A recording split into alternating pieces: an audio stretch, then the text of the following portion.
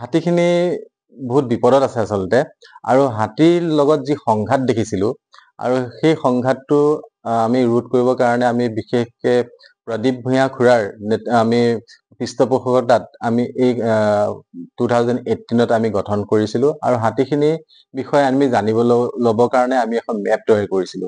3টা জেগা সিলেক্ট কৰিলো। এটা হ'ল হাতী, তাৰে ভিতৰত ৰংহাং হাতীখুলি, তাত পৰিত্যক্ত হিচাপে 1000 বিঘা মাটি পৰি আছিলে, এটা টকলা পাহাৰ।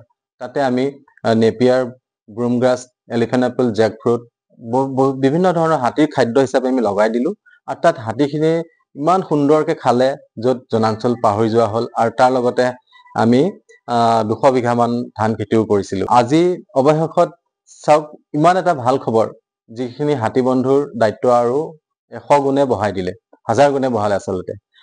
আজি ইমানে উৎফুল্লিত হৈছে যে আমি সমগ্ৰ হাতী বন্ধু পৰিয়ালে পুনৰবাৰ আমি অশেষ ধন্যবাদ জ্ঞাপন কৰিছো।